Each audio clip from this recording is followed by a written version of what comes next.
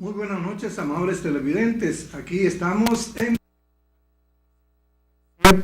como cada domingo para llevarles su programa Acción Cooperativa TV y más, la voz de los cooperativistas y de aquellos que gustan de una comunicación sana. Naturalmente, luego de escuchar tan bellos mensajes, tanto de la doctora a través del espacio Soluciones Médicas a la Carta con el doctor Manasés Peña, luego vienen la parte de los mensajes de esta planta televisiva, mensaje muy bonito, y la verdad es que ojalá que escuchemos a Pavel Núñez, que escuchemos a David Ortiz, que escuchemos a todas esas voces que se levantan para pedir que trabajemos por la paz. Debemos trabajar por la paz para tener precisamente eso, que es lo que todo ser humano quiere en la vida, paz. Para vivir en paz tenemos nosotros también que trabajar por ella, irradiarla en cada acción de nuestra vida. Tenemos que procurar llevar lo que dice Pavel Núñez, un mensaje positivo. Como positivo es el contenido de esta noche. Todos sabemos que estamos en el mes de abril, un mes altamente histórico para la República Dominicana, un mes donde los otros héroes de la patria, los que llegaron ya más adelante, como Francis Camaño, el coronel Fernández Domínguez y muchos otros, decidieron enfrentar lo que era parte todavía de la dictadura de Trujillo, encarnado en los regímenes del doctor Joaquín Balaguer. El mes de abril es un mes también hermoso en que se celebra el mes del Colegio Dominicano de Periodistas, de todos los periodistas dominicanos, y ya se están realizando desde el pasado día 5, cuando, recordando aquel 21 de abril de 1821, se formó el primer periódico del país. Entonces, este es un mes donde también recibe lo que son los acontecimientos de la batalla del 30 de marzo, y precisamente esta noche vamos a tener acá a nuestro gran querido Robert Espinal, que nos va a estar explicando. Ustedes, nunca uno termina como de aprender lo que son esos acontecimientos históricos, y quienes lo sepan los van a refrescar, y aquellos que se han descuidado un poco en lo que es conocer parte de su historia tendrán esa oportunidad. Vamos a estar también en este programa sano y constructivo hablando de lo que es el Centro de Cuidado Infantil Municipal de la comunidad de Villa González. A propósito de Villa González, qué hermosura hoy en todo lo que sucedió en el Centro de la Divina Misericordia, ahí entre la carretera que une a Villa González con Palmar Arriba. Eso hermoso, la labor que está realizando este centro. Muchísima también vamos a tocar lo que fue el fallecimiento en esta semana de Raudy Torres. Así, tantas informaciones que yo sé que necesitamos de ella. Lamentablemente, hoy, en un fin de semana bastante negro para la provincia de Santiago y muchos otros rincones del país, porque siguen aconteciendo hechos de violencia, hechos de delincuencia que no debieran de estarse repitiendo en la misma forma que se están sucediendo. Ahí entre camino a Puerto Plata, 2 personas pierden la vida cuando fueron atracados. En Navarrete, 2 ciudadanos haitianos aparecieron muertos, así y muchos otros hechos tan lamentables que uno quisiera que no ocurrieran, pero lamentablemente no hay forma de detener la oleada de violencia, de delincuencia que nos arropa.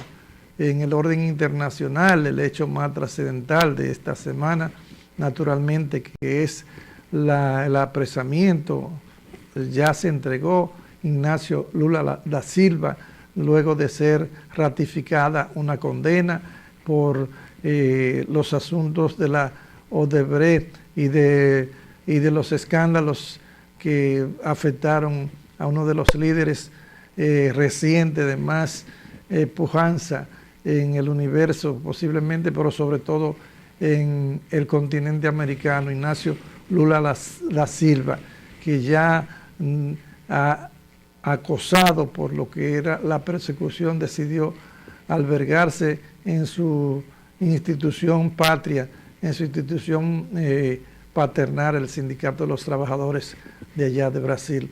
Hoy que lamentablemente ya Lula está en manos de las autoridades, cosa que realmente si es culpable, pues caramba, que se cumpla con ello, pero si no es culpable, que no sean unos asuntos meramente políticos lo que lo tengan atrapado tras la reja. Ya recordamos históricamente en nuestro país que por asunto de política un presidente cayó preso y lo humillaron, realmente fue así, lo humillaron, aún teniendo quizá algunas culpas de algunas cosas. Y cuando la política mete esas narices, las cosas son diferentes. Pero bien, vamos a hablar un poquito de un hombre que nos hizo reír por mucho tiempo. Yo le conocí a principios de los años 80 en la calle Independencia, casi con Antonio Guzmán o General López, como antes se le llamaba a la avenida. Conocí ahí a Raudy Torres. Señor director, tenemos algunas imágenes de este artista de nuestro país que puso en alto el nombre como chef, como rey de la cocina, tanto a nivel nacional como a nivel internacional, pero también a nivel de lo que es las fiestas de carnaval. Raudy Torres, que falleció en Santo Domingo, que todo el mundo, todos conocemos su vida, su nivel de vida alegre, aquí con los santiagueros, cruzando por las calles, hablando de platos, de comida, de todo, siempre con esa misma sonrisa que ustedes les ven ahí, muy jocoso. Raudy Torres, repito, lo conocí en la década, a principios de los 80, cuando era yo reportero en uno de los medios de acá, y toda la vida nos brindó un trato así alegre como es Raudy Torres, que las calles de Santiago ya el 27 de febrero no serán las mismas cuando se refiere al carnaval. Me imagino que este año ya 2019, por ejemplo, al empezar el carnaval le será dedicado a Raudy Torres, quien durante tantos años tuvo una vida folclorista, estuvo una vida culinaria y estuvo una vida entregado a los santiagueros y sobre todo, repito, poniendo en alto el nombre de nuestra República Dominicana, de nuestro Santiago querido a través del carnaval y a través de la comida criolla. Una excelente persona, Raudy Torres, paz a sus restos. Vamos entonces a escuchar ahora una canción de Silvio Rodríguez para que luego venir con nuestra parte en lo concerniente a lo que es el Centro de Cuidado Infantil de Villa González. Vamos a escuchar la canción. La verdad es que nos vemos bien, ¿verdad? Y gracias a Nelson Díaz, este canal cada día preocupado por la tecnología llegue hasta las manos de los consumidores, que son ustedes, los amables televidentes. Quiero felicitar a la comunidad de Villa González, una comunidad que no es tan grande, pero que ha ido avanzando con el tiempo. Y desde que eran las lagunas de Villa González, que se le conocía como municipio, ya cuánto ha avanzado. Y hoy contamos con un parque botánico y ya hoy vemos como también tiene un centro de cuidado infantil, que es el centro de cuidado infantil municipal de Villa González. Ahí vemos cuando Aridia Álvarez conversa con Ramona Jiménez y Marisol Tavares, que son parte de la coordinación y la dirección de este centro, que debo decir que es el único, puede ir pasando las fotos, señor director, que es el único centro del país que es patrocinado por un ayuntamiento. Ese honor lo tiene, realmente no sé si fue en la administración de César Álvarez, pero con los regidores se ha logrado que los niños 85 niños de diferentes sectores, estratos sociales de Villa González, pues estén recibiendo atenciones, cuidados, servicios en este centro. Ahí vemos a Dianiri Guillén y también a Idris Ceballos y Fátima Aguilera, que son parte del voluntariado de Cooperativa La Altagracia, cuando recibían también las explicaciones sobre lo que es este centro de cuidado infantil. Este centro que, gracias al esfuerzo, y ahí vemos muy lindo, precioso los niños, cuando están en lo que son parte de esa dinámica es la mejor, porque ellos están desayunándose, yo diría, o la merienda, pero es un buen tiempo. Lo que más les gusta a los estudiantes es el recreo y la merienda. Entonces, aquí seguimos mirando algunas fotos de lo que es el cuidado de las jóvenes, las facilitadoras que trabajan en este centro. Cooperativa La Altagracia hizo este voluntariado con estos niños, donde le llevó corrales para la hora del descanso de ellos. Ahí vemos cuando Aridia Álvarez está trabajando en lo que es la parte de la decoración de las salitas que tienen los niños para su cuidado. Y qué bonito.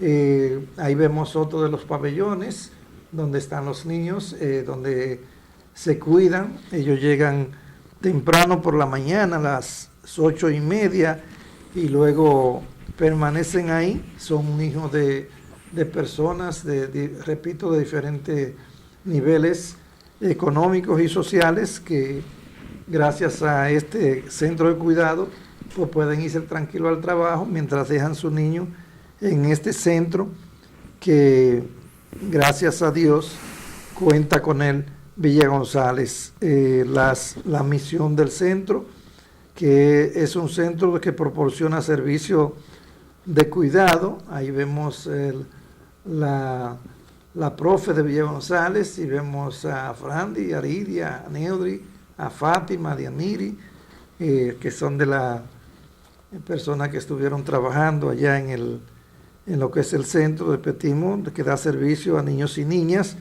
desde los 45 días de nacido hasta 6 años de edad. Y estos son los servicios que se ofrecen, por eso ustedes ven ahí que son todos pequeñines, pero uno recibe lo que se llama una dosis de ternura cuando llega a este centro de cuidado infantil de Villa González, que fue fundado en el 2011, específicamente el 31 de mayo, es decir, que está de marzo, es decir, que estuvo recientemente de aniversario, y le felicitamos y felicitamos el trabajo que están haciendo en este centro, y repetimos, gracias al Ayuntamiento de Villa González, que por lo menos cubre lo que es la parte de los empleados, cubre también lo que es la parte del costo del local donde están. Ahí debo decir que este centro está en Napierdía, en el sector Napierdía de Villa González, y donde desde aquí podemos invitar a la gente de Villa González para que puedan llevar a sus niños a este centro, siempre y cuando llenen los requisitos. Saludar también al señor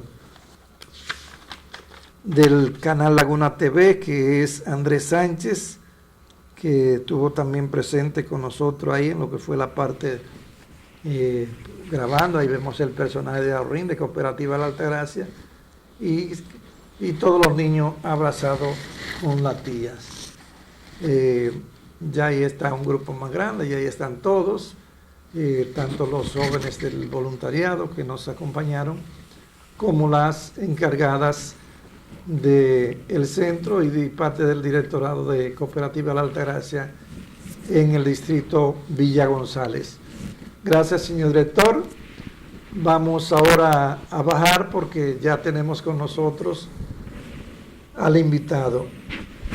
Yo no quiero hacer una biografía de su presentación porque todo el mundo, todos los santiagueros ya conocemos a nuestro invitado y sobre todo las características que le adornan de ser un excelente orador, pero sobre todo un historiador que se ha preocupado porque nosotros tengamos al día nuestros datos históricos de lo que ha sido el devenir del país desde el año 1492 hasta a la fecha, desde que Colón llegó aquí hasta ahora. Robert Espinal es una biblioteca, no como dicen muchos, andante, sino firme en la ciudad de Santiago. Buenas noches, Robert. Buenas noches, Pedro. ¿Cómo te sientes? Muy bien, gracias a Dios. Qué bueno que te sientes bien. Este privilegio de poderte tener nueva vez. El privilegio es mío de poder asistir a este programa y compartir con la gente que lo sintoniza cada domingo.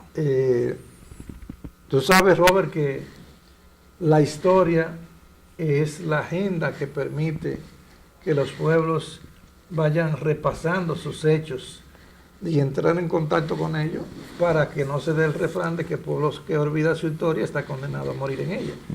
Entonces, tú como historiador, pasamos recientemente de celebrar lo que fue la batalla del 30 de marzo con un desfile encabezado por el presidente de la República, Danilo Medina, pero sobre todo en ese desfile yo creo que la asistencia masiva que se da es más por observar las cosas que se muestran de lo tan preparado que puede estar el ejército de la República Dominicana 174 años después de la batalla. ¿Qué tú tienes que decirnos en este sentido? ¿Cuál es la diferencia entre quienes vinieron, cómo estábamos cuando vinieron y cómo estamos ahora? Bueno, la inquietud tuya engloba no una sola inquietud, sino varias. Empezando por la diferencia que planteas, la diferencia que había en 1844 estaba a favor de lo que llegó aquí al territorio dominicano, específicamente a la ciudad de Santiago, el día 30 del mes de mayo del año 1844, porque se habla de que el componente dominicano tenía, o la parte dominicana tenía un componente de unos 4,000 hombres, mientras que el ejército haitiano estaba compuesto por unos 10,000 hombres. Entonces, frente a esa desproporción, una desproporción incluso muy fuerte, muy acentuada, cualquiera se puede preguntar con un poquito de lógica cómo es posible que se obtuviera la victoria. La explicación se puede dar de la siguiente manera. Por un lado, es muy conocido desde la edad antigua, cuando el hombre pues empezó a enfrentarse, el hombre contra el hombre, porque la guerra y los conflictos armados y los conflictos que tienen ya una dimensión de carácter nacional han acompañado siempre al hombre, al ser humano. De hecho, incluso un libro tan importante como lo es la Biblia tiene episodios en donde habla de conflictos, en donde habla de guerra, en donde habla de enfrentamientos. Las armas, por lo tanto, también han acompañado siempre al ser humano. El elemento conflictivo, el elemento armado, el elemento guerra, siempre ha afectado al ser humano. Por eso la historia, dentro de sus múltiples especialidades, también tiene una en particular, que es la historia militar, que es la que estudia los conflictos y su impacto desde los puntos de vista social, económico, cultural y político. Entonces, desde la edad antigua se sabe que el factor numérico no necesariamente es un factor que hace perder o que hace ganar la guerra, ya que se sabe perfectamente que un ejército menor en número que otro frente al cual pues tenga una contienda, puede perfectamente ganar. Todo depende de otro factor que no es el factor numérico, o de otros factores, si se quiere, como el caso, por ejemplo, del clima, el caso del terreno, el caso del liderazgo, el caso de la estrategia y también el caso de la doctrina militar, que son de hecho los 5 elementos sobre los cuales se levanta la gran obra titulada El arte de la guerra de Sun Tzu. Entonces, el otro factor que primó ahí en cuanto a esa diferencia consistió en la desmoralización del ejército haitiano, porque los militares que llegaron hasta aquí, hasta Santiago, y también los que llegaron hasta Azua, y también todos los demás militares haitianos que continuaron pues interviniendo en todo el proceso de guerra que se dio entre ambas naciones, que comenzó en 1844 y que concluyó en 1856, los militares haitianos que participaron en esa guerra eran militares que tenían una situación muy desfavorable, que consistió en que no era un ejército compacto, no era un ejército debidamente organizado, era un ejército de un país con serias divisiones a nivel político y con serios conflictos también a nivel social, y por lo tanto sus militares estaban desmoralizados, venían aquí a regañadientes, venían aquí en estado de confusión, y cada vez que cruzaban la frontera, si grueso era el brazo del ejército que cruzaba, ese mismo grosor no era el que llegaba al punto geográfico decidido en la planificación, porque según iban avanzando por aquellos caminos, aprovechaban la más mínima oportunidad para abandonar la empresa y retornar a su país a atender pues a sus intereses.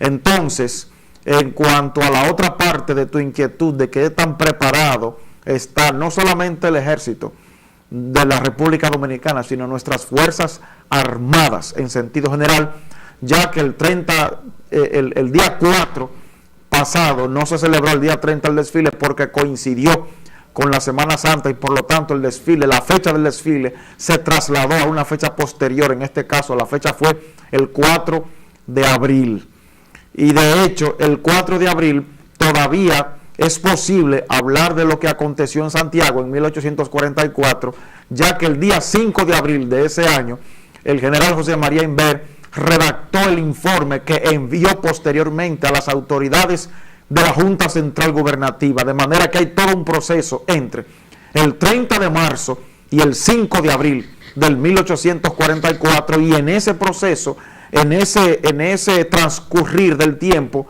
hubo todo un proceso en el cual todavía es posible hablar de lo que ocurrió el día 30.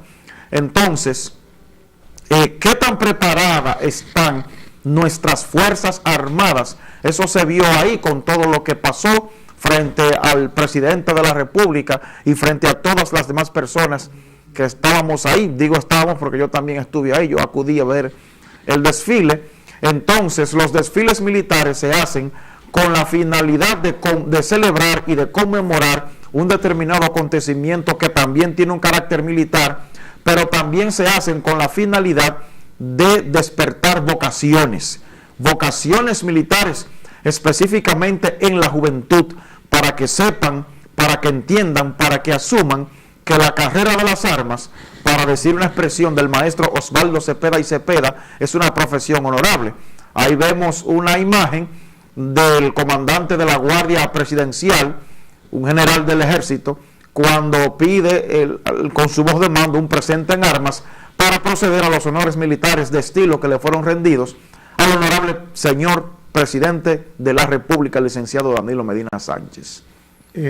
Podemos hablar que estos desfiles pueden, muchas veces vamos a las actividades y no vamos con una visión crítica de lo que sucede. Exactamente, ese es el punto central de la... Sí, que si nos detenemos a ver los ademanes, las acciones, por ejemplo ahí, ¿por qué se coloca el cornetín a la altura del pecho? Ya.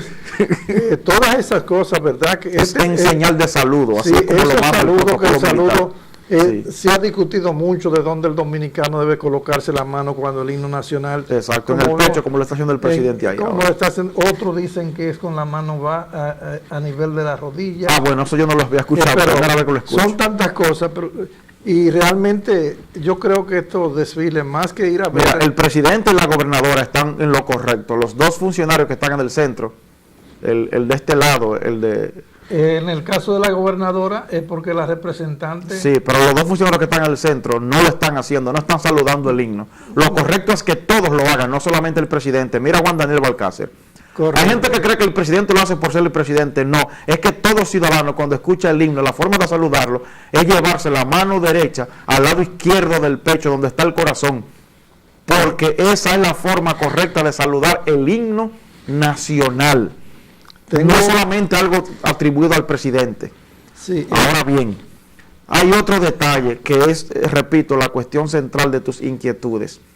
Ok, se hizo el desfile militar, eso se hace todos los años. Santiago de los Caballeros como ciudad tiene una amplísima y muy antigua tradición de desfiles militares.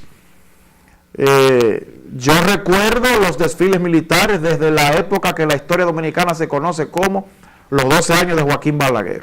Y lo de Trujillo también. Eso yo no lo recuerdo porque yo no viví la época de Trujillo. Pero por lo menos los que recuerdo. Eso sí, esos están registrados. Entonces, ¿qué sucede? Ok, desfiles militares en Santiago, también en Santo Domingo, también en Azua. Pero en el caso de Santiago, ya que estamos en Santiago, aquí se hace un desfile militar anual que es el 30 de marzo. Recuerdo que en la época del doctor Salvador Jorge Blanco se llegaron a hacer desfiles militares también en agosto, específicamente el 16 de agosto. Y después de que el doctor Salvador Jorge Blanco dejó la presidencia de la República, por lo menos que yo recuerde, no se ha hecho otra vez un desfile militar en Santiago un 16 de agosto. Entonces, ¿cuál es el punto, a juicio mío, más importante con los desfiles militares, además de ser un vistoso espectáculo en donde desfilan tropas con uniformes tan elegantes como esos que usa la Guardia Presidencial, que es un organismo creado en 1947?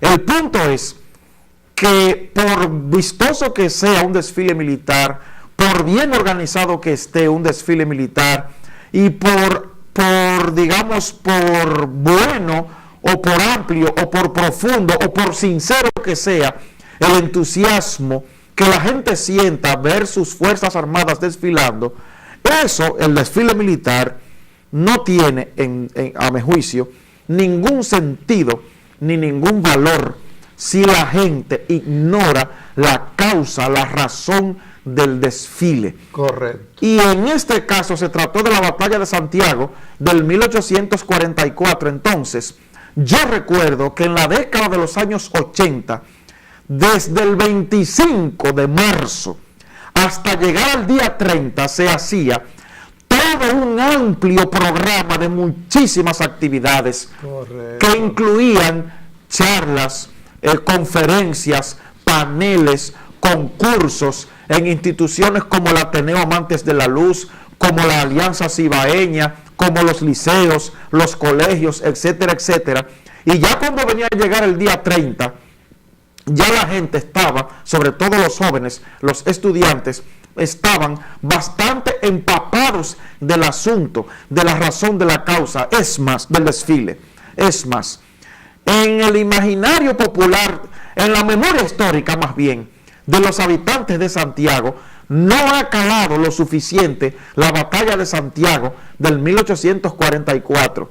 Lo digo entre otras razones porque no hay, por ejemplo, un texto sobre la batalla, un texto que pudiera tener, digamos, una condición o un carácter oficial de lo que fue la batalla de Santiago del 1844.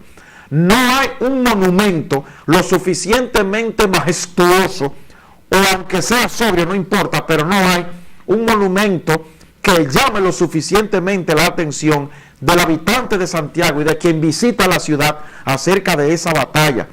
Hay una calle que se llama 30 de marzo, pero la gente muchas veces no la sabe asociar. ¿Qué es eso de 30 de marzo?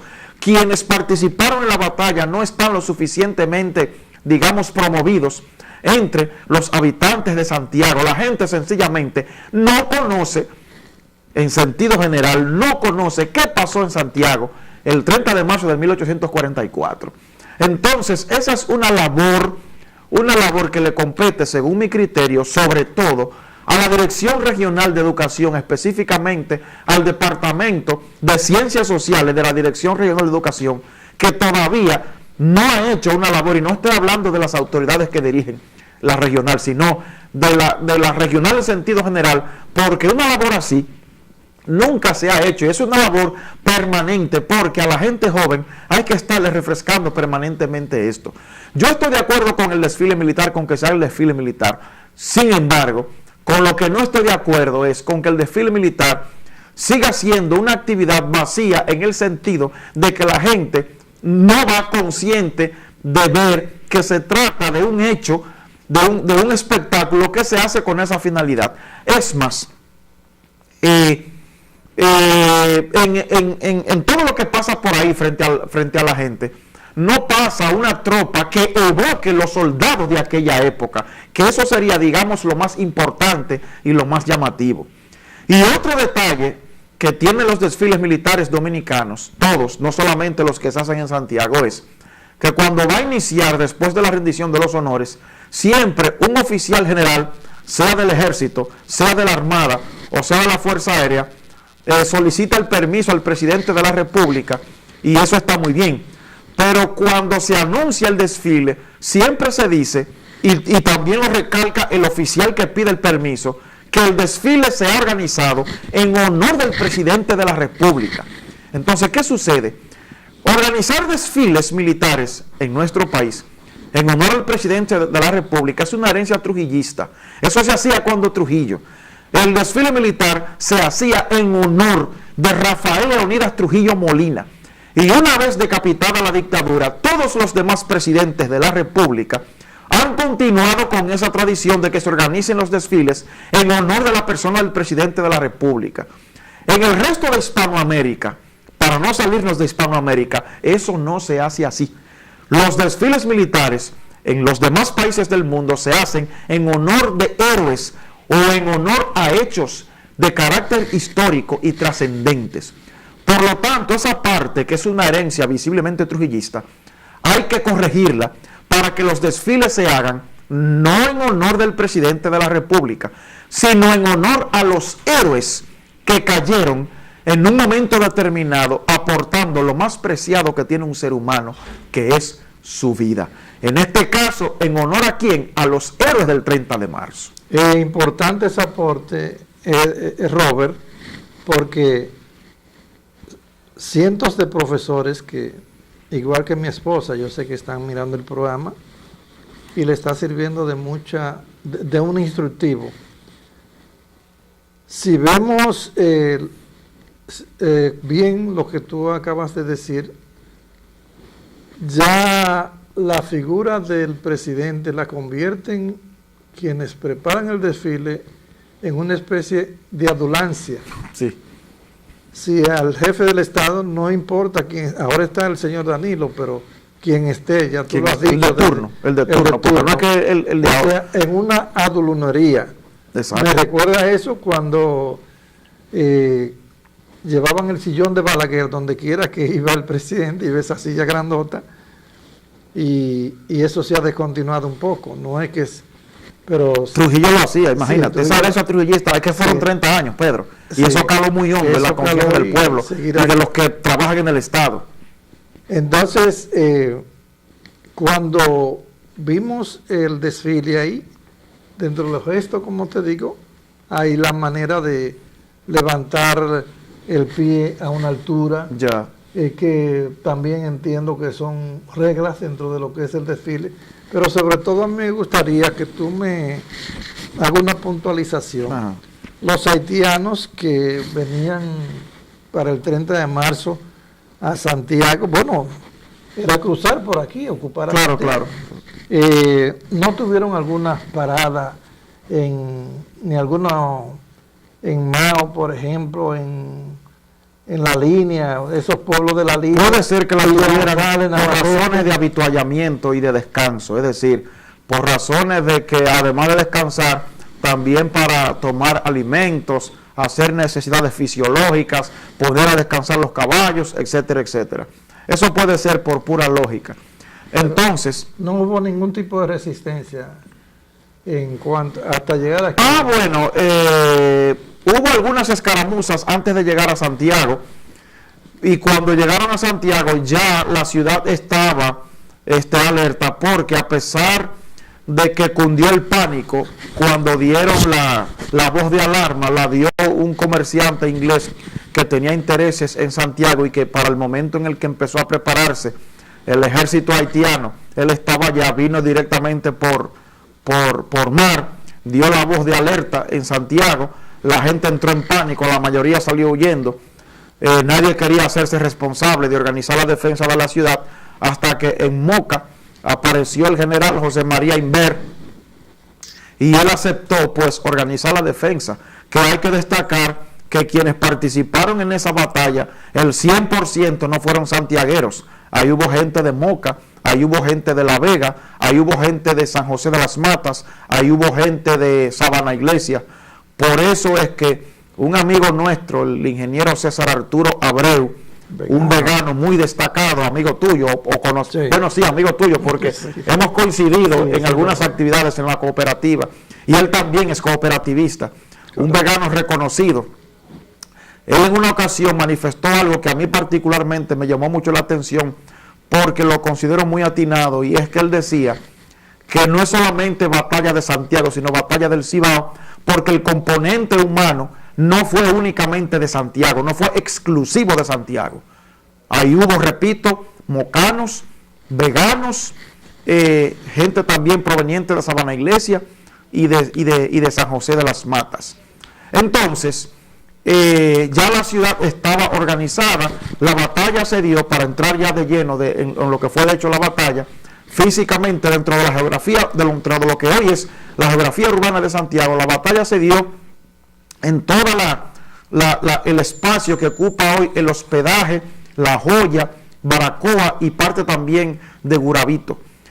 Y una buena parte también de lo que hoy es Bellavista. Hay un lugar del otro lado del río, que ahora el nombre se me escapa, de ese lugar, por donde también se concentró una buena parte del grueso de la parte del ejército que llegó a Santiago de los Caballeros, que puede estar el vertedero municipal por ahí.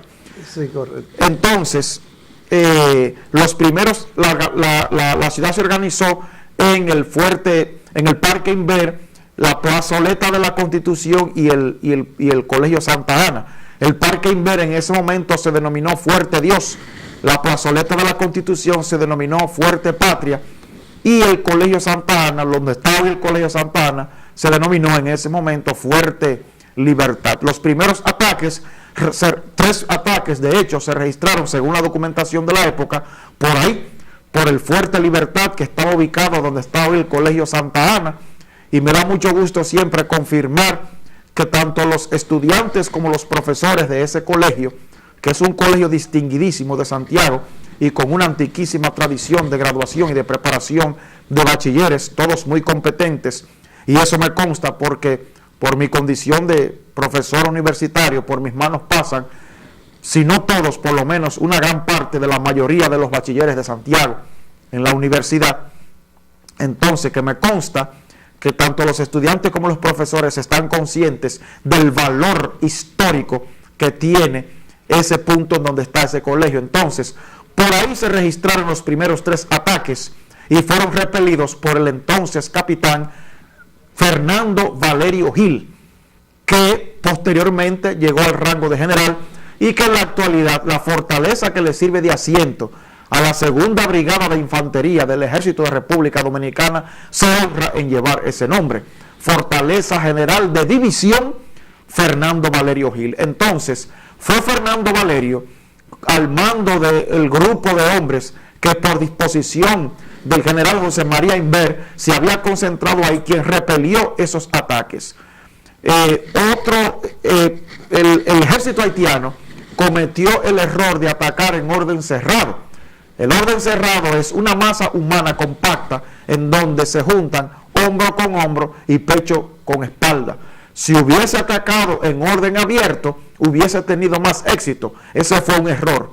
Otro error que cometieron los militares haitianos cuando se estaban preparando para cruzar la frontera y ocupar el territorio militarmente, ocupar el territorio dominicano, fue el de no revisar pues el calibre de la artillería pesada que trajeron, porque cuando llegaron aquí se dieron cuenta de que el calibre de las balas era superior al calibre de los cañones y por lo tanto las balas no le cabían. Fueron dos errores que cometieron. Y eso nos remite a un principio que citaba mucho Napoleón Bonaparte cuando decía que cuando veas a tu enemigo cometiendo un error, no lo interrumpas. Esos errores se manifestaron entonces a favor nuestro. En cada uno de los tres fuertes, el fuerte Dios, el fuerte Patria y el fuerte Libertad, había un solo y único cañón cargado con metralla. La metralla no es más que un componente que consiste en cargar los cañones con clavos, con tornillos, con tuercas, con pedazos de paila vieja y en fin, con todo lo que se pudiera encontrar. Entonces, la estrategia consistía en dejar que la masa de soldados que iba a atacar en orden cerrado se acercara lo más posible al cañón. Cuando se acercara lo más posible, según el comandante de los hombres que estaban en cada uno de los tres fuertes, cuando ya estuvieran lo suficientemente cerca que casi lo tuvieran encima, entonces daban la orden de disparar. Por eso, el general José María Imbert, en el informe rendido a la Junta Central Gubernativa de fecha 5 de abril del 1844, habla de que cuando la artillería dominicana hacía fuego, hacía en la masa un claro espantoso que llegaba hasta su centro. El resto de los soldados, los dominicanos entonces, los atacaban con los fusiles, y una vez que se acababa la munición de los fusiles, además de que era muy latoso el uso de la fusilería, porque se trataba de fusiles que tomaban, le cabía un solo tiro a la vez y había que primero echar la pólvora, después el tiro, entonces disparar. Cuando ya no se podía disparar con el fusil, entonces venía la carga al machete, venía entonces el enfrentamiento cuerpo a cuerpo, lo que provocó serias bajas en ambos ejércitos. Pero del lado dominicano estaba la ventaja de que nosotros estábamos en un terraplén, o sea, estábamos en una parte del terreno muy elevado. Eso se tradujo en una ventaja para nosotros, y sobre todo, la ventaja más importante que yo he visto estudiando este acontecimiento fue la moral. La moral del ejército dominicano estaba muy en alto, mientras que la moral del ejército haitiano estaba en baja, porque estaban atacando un territorio ajeno. Entonces, el elemento moral, que es uno de los principios de la guerra, cuando se defiende una posición, la moral hay que usarla con espíritu de ataque, con espíritu de ofensiva, para que ésta tenga efectividad, y eso fue lo que ocurrió. Otro error que cometió el ejército haitiano fue una parte del ejército cruzar desde el fuerte Libertad hacia el fuerte Dios, pasando por enfrente del fuerte Patria. Para explicar el lenguaje de hoy, estoy diciendo que pasaron desde el Colegio Santa Ana hacia el Parque Inver, pasando por enfrente de la plazoleta de la Constitución, por lo que es hoy la Plaza Valerio, hasta llegar al Parque Inver. Cuando el general José María López, que estaba encargado del cañón que estaba en donde está hoy la plazoleta de la Constitución, vio esto, aprovechó la situación y abrió fuego con el cañón. El último ataque, o los últimos ataques, se registraron en el Parque Inver, que en aquella época se denominaba Fuerte Dios, en donde estaba el general José María Inver y en donde había hecho instalar la pieza de mayor calibre, repitiéndose la misma acción que había ocurrido en el Fuerte Libertad. Disparo de cañón, disparo de fusil, carga al machete. Los ataques empezaron muy temprano en la mañana, aunque las fuentes documentales consultadas discrepan en cuanto a la hora de inicio. Unos hablan de la madrugada, otros hablan de las 12 en punto del mediodía, pero sí se sabe que para las 5 de la tarde ya habían terminado los ataques a la ciudad de Santiago.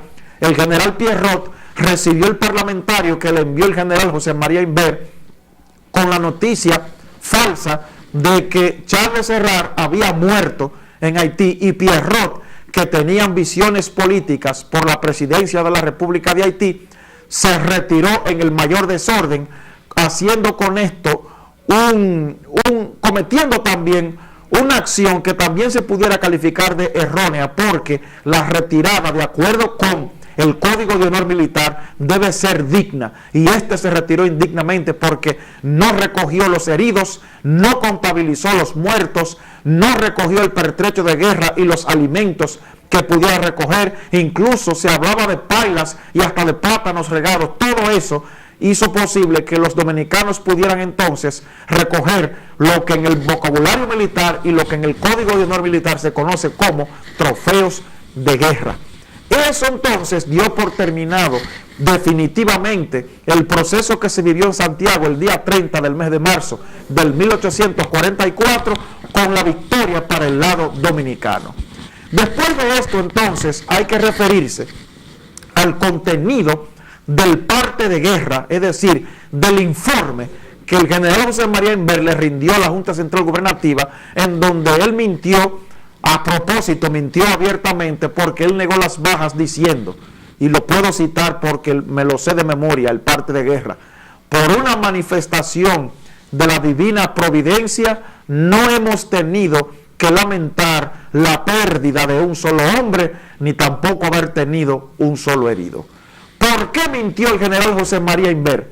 José María Inver mintió porque a través de esta mentira él lograba que la moral del pueblo dominicano se elevara a niveles bien altos, y también porque a la hora de redactar el informe, por recomendación de un sacerdote, él le atribuyó la victoria a Dios, porque así también, como este es un pueblo creyente, al atribuirle la victoria a Dios, eso también contribuyó a elevar la moral. Y en el desfile militar, Osvaldo Cepeda y Cepeda aportó un dato interesante, y es que dijo que atacaron en Semana Santa.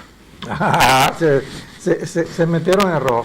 La verdad es, Robert, que nosotros nos sentimos altamente complacidos con tu participación. Cada vez a los televidentes y a mí nos satisfacen más esos aportes que tú haces, que gracias a Cooperativa La Altagracia y Suplidora Hawái, pues en esta noche y siempre llegan nuestros amables televidentes. Un saludo para mi amiga Ascensión, que estuvo de cumpleaños, y nuestras felicitaciones para ella, compañera de trabajo en la Cooperativa La Altagracia. Y a todos ustedes, esperar que hayan disfrutado de esta cátedra y hay más cosas que más adelante tenemos que también profundizar, porque a veces pasamos por, como dice Robert, por la 30 de marzo, la plaza de la Constitución, nadie sabe que está ahí, pasamos por ella, los fuertes pasamos por ello. Entonces hay que profundizar en cuanto a la concientización de estos valores patrios que tenemos. Robert, muchísimas gracias. Gracias a ti, Pedro, por invitarme otra vez. Televidentes, hasta el próximo domingo, cuando estemos en otro Acción Cooperativa TV y más, por Telecontacto Canal 57. Pasen una feliz semana laboral.